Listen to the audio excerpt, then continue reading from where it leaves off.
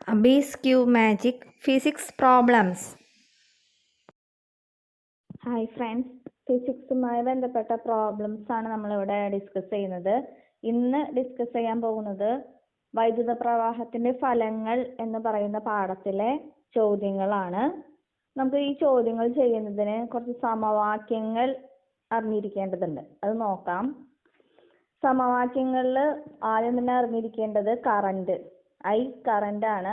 I സമം Q/T. Q charge ആണ്. I സമം Q/T, അല്ലെങ്കിൽ ഇതിൽ നിന്ന് തന്നെ Q സമം I ഇൻറ്റു T എന്ന് എഴുതാം. അടുത്ത സമവാക്യം W സമം Q ഇൻറ്റു V. W പ്രവൃത്തിയാണ്, ചാർജ് ഇൻറ്റു പൊട്ടൻഷ്യൽ വ്യത്യാസം. V പൊട്ടൻഷ്യൽ വ്യത്യാസം, അതായത് വോൾട്ടേജ് ആണ്. അടുത്തത് ജൂൾ നിയമത്തിന്റെ സമവാക്യങ്ങളാണ്. H സമം I സ്ക്വയർ RT, H സമം V സ്ക്വയർ T ബൈ R, H സമം VIT, H സമം PT, P ഇൻറ്റു T. ഈ ജൂൾ നിയമത്തിന്റെ സമവാക്യങ്ങൾ. അടുത്തത് പവർ. പവർ P സമം I square R, V square by R, P സമം V ഇൻറ്റു I, P സമം H ബൈ T. ജൂൾ നിയമത്തിന്റെ സമവാക്യങ്ങൾ കാണാതെ പഠിച്ചു വെച്ചാൽ അതിൽ നിന്ന് തന്നെ പവറിന്റെ സമവാക്യങ്ങൾ നമുക്ക് എഴുതാനായിട്ട് കഴിയും. എങ്ങനെയാണെന്ന് നോക്കാം. ഇപ്പൊ ഇതില് ജൂൾ നിയമത്തിന്റെ സമവാക്യങ്ങളിൽ ടി ഒഴിവാക്കിക്കൊണ്ട്, ഇവിടെ ഈ കാണുന്ന ടി ആദ്യത്തെ മൂന്ന് സമവാക്യങ്ങളിൽ ടി ഒഴിവാക്കിക്കൊണ്ട് എഴുതിയാൽ അത് പവറിന്റെ സമവാക്യങ്ങളായി. ഇവിടെ നോക്കാം, പി സമം I സ്ക്വയർ R എന്നേ ഉള്ളൂ. ഇവിടെ ടി ഉണ്ടായിരുന്നത് നമ്മൾ ഒഴിവാക്കി. അപ്പോൾ പി സമം I സ്ക്വയർ R, അതേപോലെ V square by R VI. ഈ സമവാക്യങ്ങളിൽ ടി ഒഴിവാക്കിക്കൊണ്ട് പഠിക്കുകയാണെങ്കിൽ പവറിന്റെ സമവാക്യങ്ങളായി നമുക്ക് എഴുതാം. നാലാമത്തെ സമവാക്യം H സമം PT എന്നുണ്ടായിരുന്നത് മാറ്റിയിട്ടാണ് ഇവിടെ P സമം H ബൈ T എന്ന് എഴുതിയത്. അടുത്തത് ഓം നിയമത്തിന്റെ സമവാക്യങ്ങളാണ്. V സമം IR. ഈ ഒരെണ്ണം പഠിച്ചു വെച്ചാൽ മറ്റൊരു രണ്ട് നമുക്ക് എഴുതാം. I സമം V ബൈ R, R സമം V ബൈ I. അടുത്തൊരെണ്ണം ആംബിയറേജ് ആണ്. ആംബിയറേജ് സമം വാട്ടേജ് ബൈ വോൾട്ടേജ്. ഓരോ ചിഹ്നവും ഇതിനെ സൂചിപ്പിക്കുന്നു എന്നുള്ളതാണ് ഇവിടെ കൊടുത്തിട്ടുള്ളത്. നമുക്ക് ചോദ്യങ്ങളിലേക്ക് കടങ്ങാം. ആദ്യത്തെ question, 2 coulomb charge 5 volt potential വ്യത്യാസത്തിലൂടെ ചലിപ്പിക്കാൻ ചെയ്യേണ്ട പ്രവൃത്തി എത്ര? ആദ്യം ഒരു ചോദ്യം കിട്ടിക്കഴിഞ്ഞാൽ അതിൽ എന്തൊക്കെ തന്നുണ്ടോ അത് ഇതേപോലെ എഴുതാനായിട്ട് ശീലിക്കാം. 2 കൂളോം ചാർജ്, ചാർജിന് Q എന്നാണ് സിമ്പിൾ. Q സമം 2 കൂളോം. 5 വോൾട്ട് പൊട്ടൻഷ്യൽ വ്യത്യാസം, ഇപ്പൊ V സമം 5 വോൾട്ട്. ഇങ്ങനെ എഴുതിയിട്ട് എന്താണോ കണ്ടുപിടിക്കേണ്ടത് അത് കണ്ടെത്താം. അതായത് പ്രവൃത്തിയാണ് കണ്ടെത്തേണ്ടത്. പ്രവൃത്തിയുടെ സമവാക്യം നമ്മൾ പറഞ്ഞു കഴിഞ്ഞു. W സമം Q ഇൻറ്റു V. ഇനി ഈ വിലകള് ഇതിലേക്ക് കൊടുത്താൽ മാത്രം മതി. 2 ഇൻറ്റു 5 സമം 10 ജൂൾ എന്ന ആൻസർ കിട്ടും. പ്രവൃത്തിയുടെ യൂണിറ്റ് ജൂൾ ആണ്. ഈ ചോദ്യം കഴിഞ്ഞു. അടുത്ത ക്വസ്റ്റ്യൻ നോക്കാം. ഒരു സർക്യൂട്ടിൽ 50 കൂളോം ചാർജ് 5 സെക്കൻഡ് സമയം കൊണ്ട് പ്രവഹിച്ചാൽ അതിലൂടെയുള്ള കറണ്ട് എത്ര? ഇപ്പൊ തന്നിട്ടുള്ള കാര്യങ്ങള് 50 കൂളോം ചാർജ് 5 സെക്കൻഡ് സമയം. രണ്ട് കാര്യങ്ങളുണ്ട്. 50 കൂളോം ചാർജ് 5 സെക്കൻഡ് സമയം കൊണ്ട് പ്രവഹിച്ച് കറണ്ട് ആണ് കണ്ടുപിടിക്കേണ്ടത്. ചാർജ് വെച്ചിട്ടുള്ള കറണ്ടിന്റെ ഇക്വേഷൻ നമ്മൾ എഴുതണം. കറണ്ട് സമം Q/T. ചാർജ് ഉപയോഗിച്ചുകൊണ്ടുള്ള കറണ്ടിന്റെ ഇക്വേഷൻ ആണ് I സമം Q/T. Charge 50 coulomb by T സമയം 5. 50/5 10 ആംബിയർ എന്ന ആൻസർ വരും. കറണ്ടിന്റെ യൂണിറ്റ് ആംബിയർ ആണ്. ഈ ചോദ്യം കഴിഞ്ഞു. അടുത്ത് നോക്കാം. 250 ഓം പ്രതിരോധമുള്ള ഒരു ചാലകത്തിലൂടെ 2 ആംബിയർ വൈദ്യുതി 5 മിനിറ്റ് സമയം പ്രവഹിപ്പിക്കുന്നു. ഉൽപ്പാദിക്കപ്പെടുന്ന താപത്തിന്റെ അളവ് കാണുക. ഉപകരണത്തിന്റെ പവർ എത്ര?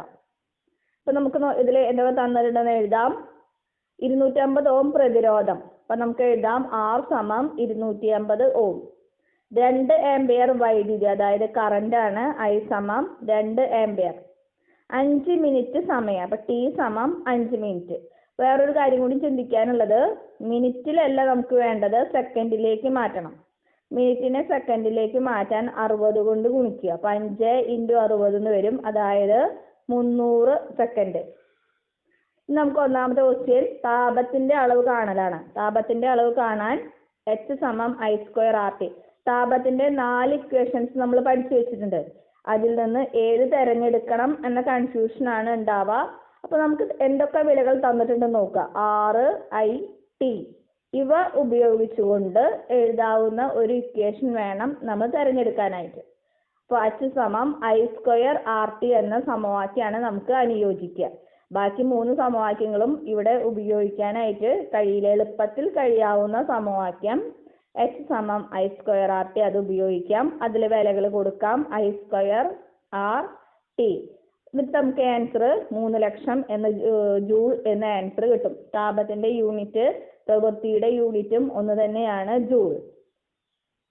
അടുത്തത് ഉപകരണത്തിന്റെ പവർ എത്ര? പവറിലും 4 സമവാക്യങ്ങൾ നമ്മൾ പഠിച്ചു. അനുയോജ്യമായ സമവാക്യം തിരഞ്ഞെടുക്കുക. അപ്പൊ പവർ P സമം I² R. I ഇവിടെയുണ്ട്, ആറും ഉണ്ട്. അപ്പൊ I² R എന്ന സമവാക്യം ഉപയോഗിക്കുന്നതാണ് നമുക്ക് സൗകര്യം. അപ്പൊ I² R ചെയ്യുമ്പോൾ നമുക്ക് 1000 വാട്ട് എന്ന് ആൻസർ കിട്ടും. പവറിന്റെ യൂണിറ്റ് വാട്ടാണ്, W. ഈ ചോദ്യം കഴിഞ്ഞു. അടുത്ത 4ാമത്തെ ക്വസ്റ്റ്യൻ. ഒരു സർക്യൂട്ട് നമുക്ക് ഇവിടെ തന്നിട്ടുണ്ട്. ഈ സർക്യൂട്ടിലെ സഫല പ്രതിരോധം എത്ര? സഫല പ്രതിരോധം 1 ഓം ലഭിക്കത്തക്ക വിധം സർക്യൂട്ടിനെ പുനഃക്രമീകരിച്ച് ചിത്രം വരയ്ക്കുക. അപ്പൊ നമുക്ക് ഇവിടെ സർക്യൂട്ട് തന്നിട്ടുള്ളത് ശ്രേണി രീതിയിലാണ്. സർക്യൂട്ട് കണ്ടാൽ അറിയാം, ഇത് ശ്രേണി രീതിയിലാണ് തന്നിരിക്കുന്നത്.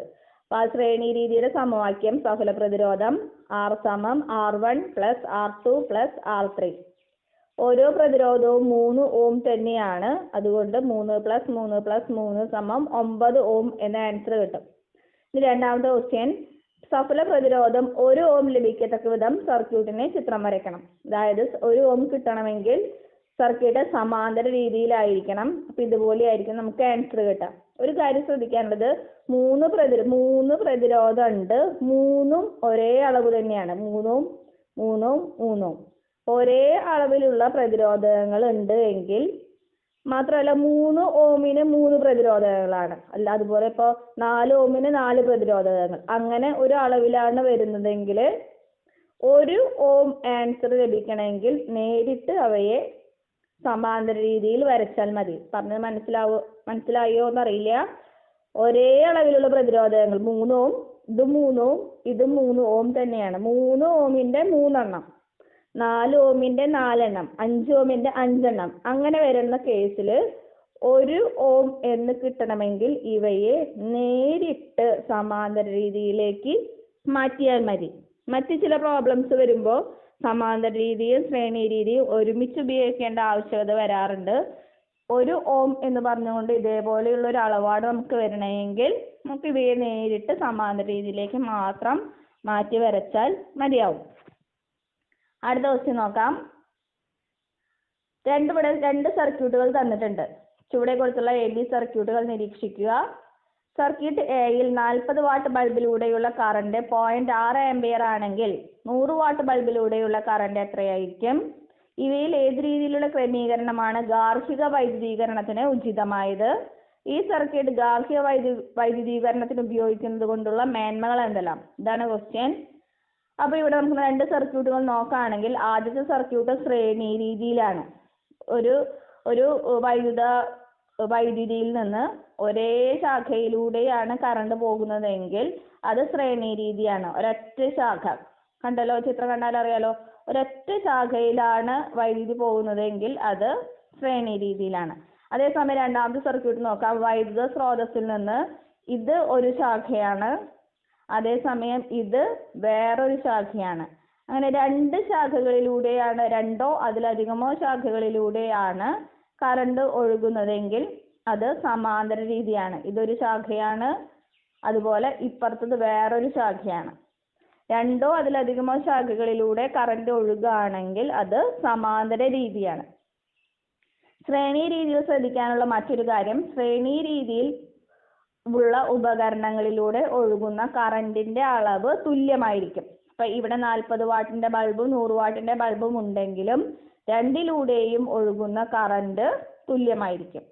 സമാന്തര രീതിയിൽ ഉപകരണങ്ങളിലൂടെ ഒഴുകുന്ന കറന്റ് വ്യത്യസ്തമാണ്, വോൾട്ടേജ് തുല്യമാണ്. അപ്പൊ സമാന്തര രീതിയിൽ വോൾട്ടേജ് രണ്ട് ഉപകരണത്തിനും ലഭിക്കുന്ന വോൾട്ടേജ് ആണ് തുല്യം.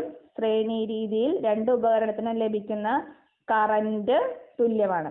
അപ്പൊ ഇവിടെ ഒന്നാമത്തെ ക്വസ്റ്റ്യൻ അതാണ് ഉദ്ദേശിക്കുന്നത്.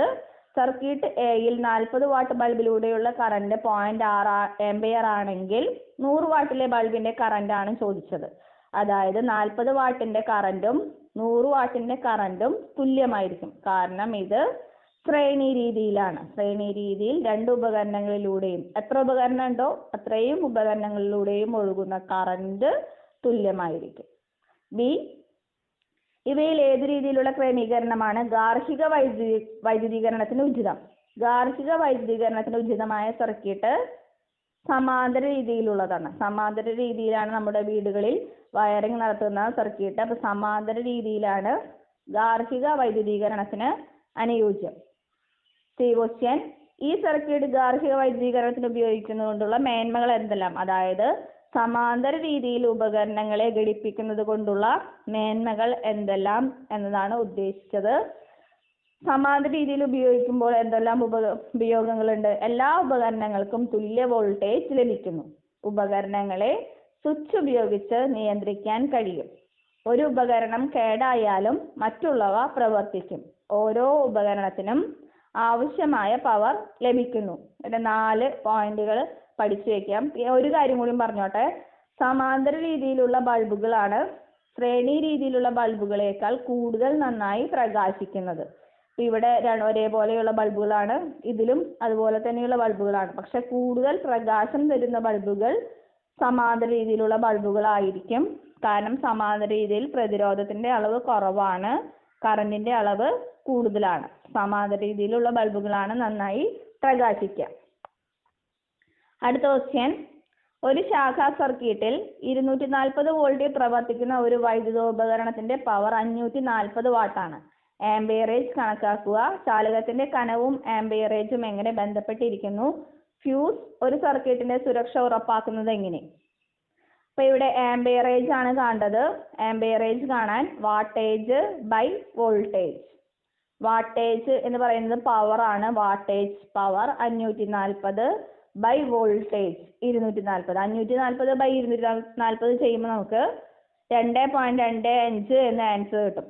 അപ്പൊ ആംപിയറേജ് കാണുന്നതിനുള്ള വേറെ കാര്യം ശ്രദ്ധിക്കാനുള്ളത്, 2.25 ആംപിയർ എന്ന ആൻസർ കിട്ടിയാൽ കിട്ടിയ ആൻസറിനേക്കാളും ഒരല്പമെങ്കിലും കൂടിയ വാല്യൂ ആയിരിക്കണം നമ്മൾ ആൻസർ ആയിട്ട് തിരഞ്ഞെടുക്കേണ്ടത്. അതായത് 2.25 കിട്ടിയത് കൊണ്ട് അത് നമുക്ക് ഒന്നുകൂടി റൗണ്ട് ചെയ്ത് 2.3 ആംപിയർ എന്ന് എഴുതാം. അതായത് കിട്ടിയ അളവിനേക്കാളും അല്പമെങ്കിലും കൂടിയതായിരിക്കണം ആൻസർ ആയിട്ട് നിങ്ങൾ എഴുതേണ്ടത്. കാരണം ഈ സർക്യൂട്ടിൽ മിനിമം 2.25 ആംപിയർ വൈദ്യുതി കടന്നു പോകണം. അത്രയും വൈദ്യുതി കടന്നു പോകണമെങ്കിൽ ഒരല്പമെങ്കിലും കൂടിയ ആംപിയറേജ് ഉള്ള ഫ്യൂസ് വയർ ആയിരിക്കണം ഉപയോഗിക്കേണ്ടത്. അടുത്ത ക്വസ്റ്റ്യൻ, ചാലകത്തിന്റെ കനവും ആംപിയറേജും തമ്മിലുള്ള ബന്ധം. ചാലകത്തിന്റെ കനം കൂടുമ്പോൾ ആംപിയറേജ് കൂടുന്നു. ആംപിയറേജ് ഉദ്ദേശിക്കുന്നത് കറന്റ് കടന്നു പോകാനുള്ള കഴിവാണ്. വണ്ണം കൂടിയ കമ്പികളിലൂടെയാണ് കൂടുതൽ കറന്റ് കടന്നു പോകുന്നത്. വണ്ണം കുറഞ്ഞ കമ്പിയിലൂടെ കടന്നു പോകുന്ന കറന്റിന്റെ അളവും കുറവായിരിക്കും. ആംപിയറേജ് കൂടണമെങ്കിൽ കനം കൂടിയ കമ്പികൾ ഉപയോഗിക്കുന്നതാണ് നല്ലത്. കനം കൂടുമ്പോൾ ആംപിയറേജ്, അതായത് കറന്റിനെ കടത്തിവിടാനുള്ള ആ വസ്തുവിന്റെ കഴിവ് കൂടുകയാണ് ചെയ്യുന്നത്. അടുത്തത്, ഫ്യൂസ് ഒരു സർക്യൂട്ടിൽ സുരക്ഷ ഉറപ്പാക്കുന്നത് എങ്ങനെ? ഫ്യൂസ് വയറിന് ദ്രവണാങ്കം കുറവാണ്. സർക്യൂട്ടിൽ ഷോർട്ട് സർക്യൂട്ട്, ഓവർലോഡിംഗ് എന്നിവ മൂലം അമിത വൈദ്യുത പ്രവാഹം ഉണ്ടായാൽ ഫ്യൂസ് വയർ ചൂടായി ഉരുകി പൊട്ടുന്നു. ഇതുമൂലം സർക്യൂട്ടിലെ വൈദ്യുത പ്രവാഹം നിലയ്ക്കുന്നു. അടുത്ത ക്വസ്റ്റ്യൻ നോക്കാം. 2 ഹീറ്ററുകളുടെ വിവരങ്ങൾ ചുവടെ നൽകിയിരിക്കുന്നു. 2 ഹീറ്ററിന്റെ വിവരങ്ങളാണ് ഇവിടെ നൽകിയിരിക്കുന്നത്. ഇപ്പൊ നൽകിയിരിക്കുന്നതിൽ ഒരു കാര്യം ശ്രദ്ധിക്കാനുള്ളത്, രണ്ടിന്റെയും വോൾട്ടേജ് തുല്യമാണ്, 230. അതേസമയം പ്രതിരോധമാണ് വ്യത്യാസം. ഒന്നാമത്തേന് 690 ഓം ഉണ്ടെങ്കിൽ രണ്ടാമത്തേന് 460 ഓം ആണ് ഉള്ളത്. ഇത് അടുത്ത ക്വസ്റ്റ്യൻ ഇതാണ്. ഏത് ഹീറ്ററിനാണ് ഉയർന്ന ആംബിയറേജിലുള്ള ഫ്യൂസ് ആവശ്യമായി വരുന്നത്? അത് ഉദ്ദേശിക്കുന്നത് ആംബിയറേജ് ഉദ്ദേശിക്കുന്നത് കറന്റ് ആണ്. ഏതിലൂടെയാണ് കൂടുതലായി കറന്റ് ഒഴുകുന്നത് എന്ന ഒരു കാര്യമാണ് ഇവിടെ ചോദിച്ചിരിക്കുന്നത്. ആംബിയറേജ് കറന്റിന്റെ യൂണിറ്റ് ആണ്. കറന്റിന്റെ അളവാണ് നമ്മൾ ആംബിയറേജ് ഉപയോഗിച്ച് കണ്ടെത്തുന്നത്. ആംബിയറേജിലുള്ള ഫ്യൂസ് ആവശ്യമായി വരുന്ന ഉപകരണം ഏത് എന്നതാണ് ആദ്യത്തെ ചോദ്യം. 2, തന്നിരിക്കുന്ന ഹീറ്ററുകൾ അവയുടെ പ്രവർത്തന വോൾട്ടതയിൽ 5 മിനിറ്റ് പ്രവർത്തിപ്പിച്ചാൽ കൂടുതലായി ചൂടാവുന്നത് ഏതായിരിക്കും? കാരണം വിശദീകരിക്കുക. അപ്പോൾ ഒന്നാമത്തെ ക്വസ്റ്റ്യൻ ആൻസർ നോക്കാം. കൂടുതൽ ആംബിയറേജ് ഉള്ള ഫ്യൂസ് ആവശ്യമായി വരുന്നത് ഏത് എന്നത്. അപ്പോൾ ഇതിൽ വോൾട്ടേജ് തുല്യമായതുകൊണ്ട് പ്രതിരോധത്തിലേക്ക് നമുക്ക് നോക്കാം. പ്രതിരോധം കുറഞ്ഞതിലൂടെയുള്ള കറന്റിന്റെ അളവ് കൂടുതലായിരിക്കും. ശ്രദ്ധിക്കാനുള്ള കാര്യം, പ്രതിരോധം കുറയുമ്പോൾ കറന്റ് കൂടുതലായിരിക്കും. പ്രതിരോധം കുറഞ്ഞത് ഹീറ്റർ ബി ആണ്. അതുകൊണ്ട് തന്നെ കൂടുതലായി കറന്റ് ഒഴുകുന്നത് ഹീറ്റർ ബിയിലൂടെയാണ്. അതുകൊണ്ട് കൂടുതൽ ആംബിയറേജിലുള്ള ഫ്യൂസ് ആവശ്യമായി വരുന്നത് ഹീറ്റർ ബിക്കാണ്. അപ്പോൾ ആൻസർ ഹീറ്റർ ബി. വോൾട്ടേജ് സ്ഥിരമായിരിക്കുമ്പോൾ പ്രതിരോധം കുറഞ്ഞ ഉപകരണത്തിലൂടെ കൂടുതൽ വൈദ്യുതി പ്രവഹിക്കുന്നു. അതിനാൽ കൂടുതൽ ആംബിയറേജ് ഉള്ള ഫ്യൂസ് വയർ ആവശ്യമായി വരുന്നത് ഹീറ്റർ ബിയിലാണ്. B question. ഈ ഉപകരണങ്ങൾ 5 മിനിറ്റ് പ്രവർത്തിച്ചാൽ കൂടുതലായി ചൂടാകുന്നത് ഏത്? കാരണം എഴുതുകയാണ് വേണ്ടത്. നമ്മൾ പഠിച്ചുള്ള ഇക്വേഷൻ, താപത്തിന്റെ ഇക്വേഷൻ V²T/R ഇത് ഉപയോഗിച്ചുകൊണ്ട് ഇത് കാൽക്കുലേറ്റ് ചെയ്ത് എഴുതാം. പക്ഷെ ഇത് ഒരുപാട് വലിയൊരു സംഖ്യകളായിട്ടാണ് വരുന്നത്. അപ്പോൾ ഒരു ഭയങ്കര കാൽക്കുലേഷൻ വളരെ ബുദ്ധിമുട്ടാണ്. എങ്കിലും ഈ മാർഗത്തിലൂടെയും നമുക്ക് കണ്ടെത്താം. പക്ഷെ കൂടുതൽ നല്ല മാർഗം ഇതാണ്. അതായത് നമുക്ക് താപത്തിന്റെ ഒരു ഇക്വേഷൻ അറിയാം, H=I²RT. ഇതിൽ താപം ഏറ്റവും കൂടുതലായി സ്വാധീനിക്കുന്ന ഘടകം കറന്റ് ആണ്. കാരണം കറന്റ് എന്നുള്ളതിന് കൊണ്ട് ഇവിടെ ഒരു സ്ക്വയർ എടുക്കുന്നുണ്ട്. അപ്പൊ പ്രതിരോധത്തെക്കാൾ കൂടുതൽ സ്വാധീനിക്കുന്ന ഘടകം കറന്റ് ആണ്. താപം കറന്റ് കൂടുന്നതിനനുസരിച്ച് വളരെയധികം കൂടുന്നു. ഇപ്പൊ കറന്റ് കൂടിയാൽ താപത്തിന്റെ അളവ് വളരെയധികം കൂടുതലായിരിക്കും. ചുരുക്കത്തിൽ കറന്റ് കൂടുതലുള്ള ഉപകരണം ഏതാണോ അതിലാണ് താപത്തിന്റെ അളവ് കൂടുതലായി ഉണ്ടാവുക.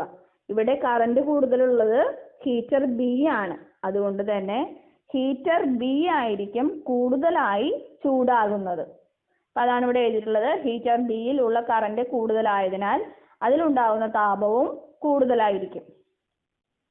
അടുത്ത ക്വസ്റ്റ്യൻ. 240 വോൾട്ട് പ്രവർത്തിപ്പിക്കാൻ തയ്യാറാക്കിയ ഒരു ബൾബിന്റെ പവർ 40 വാട്ട് ആണ്. അതിന്റെ പ്രതിരോധം കണക്കാക്കുക. ഇപ്പൊ നമുക്ക് തന്നിട്ടുള്ള സംഭവങ്ങള് 240 വോൾട്ട്, പവർ 40 വാട്ട്. ഇതിന്റെ പ്രതിരോധമാണ് നമ്മൾ കണക്കാക്കേണ്ടത്. പവറിന്റെ ഇക്വേഷൻ നമുക്കറിയാം, P=V²/R. ഇതിൽ നിന്ന് വേണം പ്രതിരോധം കണ്ടെത്താനുള്ള സമവാക്യം നമുക്ക് എഴുതാൻ. അപ്പൊ R=V²/P എന്ന് വരും. അപ്പൊ പ്രതിരോധം കണ്ടെത്താനുള്ള സമവാക്യവും എല്ലാവരും പഠിച്ചു വെക്കണം. R=V²/P.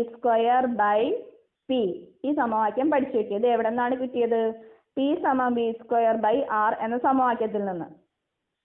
ഇതിൽ വാല്യൂസ് കൊടുക്കാം. V², V 240 × 240 power 40. ഇത് ചെയ്യുമ്പോൾ നമുക്ക് ആൻസർ കിട്ടുന്നത് 1440 ഓം എന്നതാണ്. അടുത്ത ക്വസ്റ്റ്യൻ. ഒരു ഉപകരണത്തിൽ 100 വാട്ട് 250 വോൾട്ട് എന്ന് രേഖപ്പെടുത്തിയിരിക്കുന്നു. ഈ ഉപകരണം 100 വോൾട്ടിൽ പ്രവർത്തിപ്പിച്ചാൽ പവർ എത്രയായിരിക്കും? ആയത് തന്നെ ഈ രേഖപ്പെടുത്തലിന്റെ അർത്ഥം നമുക്ക് നോക്കാം. 100 വാട്ട് 250 വോൾട്ട്.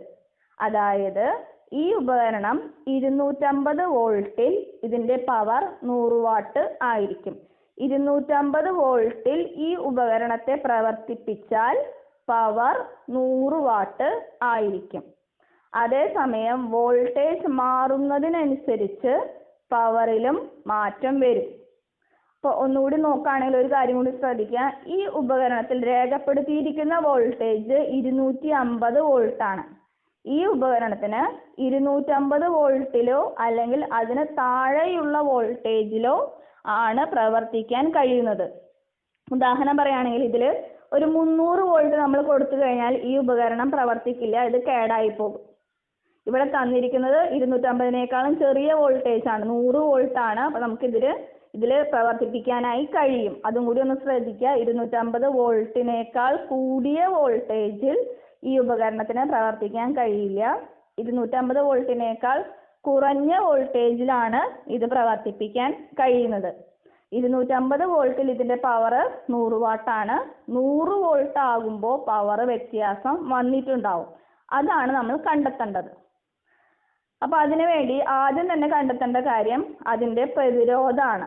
പ്രതിരോധം അവർ ചോദിച്ചിട്ടില്ലെങ്കിൽ തന്നെയും നമ്മൾ ആദ്യം തന്നെ പ്രതിരോധം കണ്ടെത്തണം. ഇങ്ങനെ ഒരു ചോദ്യം വരാണെങ്കിൽ ഒരു പ്രത്യേക വോൾട്ടേജ് അതിനുണ്ട്, ആ വോൾട്ടേജ് കൊടുക്കാതെ മറ്റൊരു കുറഞ്ഞ വോൾട്ടേജ് ആണ് നൽകുന്നതെങ്കിൽ ആദ്യം തന്നെ എന്ത് കണ്ടെത്തിയിട്ടുണ്ടാവണം?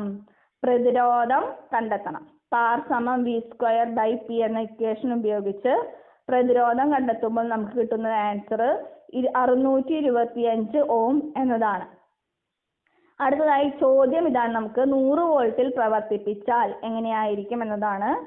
അപ്പൊ 100 വോൾട്ടിൽ പ്രവർത്തിപ്പിച്ചാൽ പവർ എത്രയായിരിക്കും? പവറിന്റെ ഇക്വേഷൻ ഇതാണ്, P = V²/R.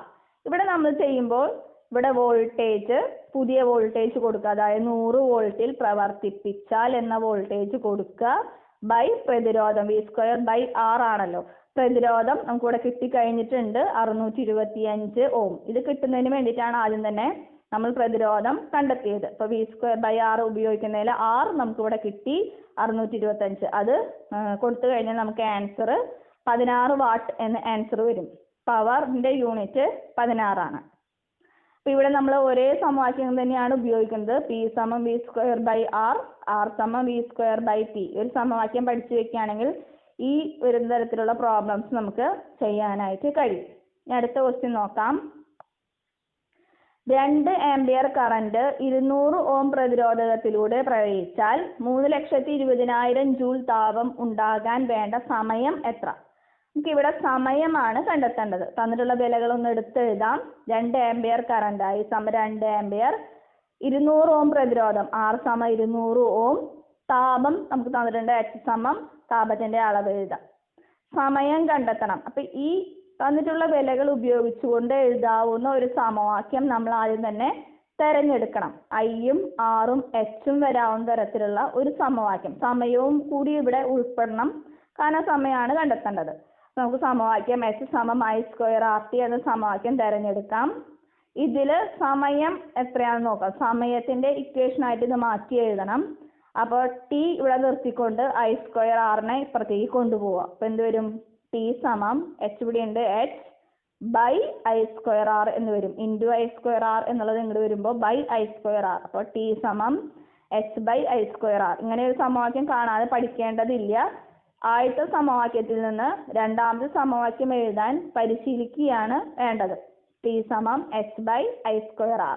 നമുക്ക് നേരിട്ട് ഇതിലേക്ക് വിലകൾ കൊടുക്കാം. H താപത്തിന്റെ അളവ് എഴുതുക, by I², I 2 ampere, I² into R, Rന്റെ വില എഴുതുക.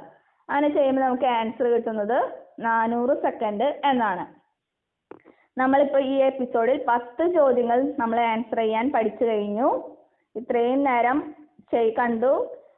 കണ്ടതെല്ലാം മനസ്സിലായെന്ന് വിചാരിക്കുന്നു. ഇനിയും ഇതേപോലെയുള്ള വീഡിയോസ് ഇടുന്നത് കിട്ടുന്നതിന് വേണ്ടിയിട്ട് ചാനൽ സബ്സ്ക്രൈബ് ചെയ്യുക. Thanks for watching.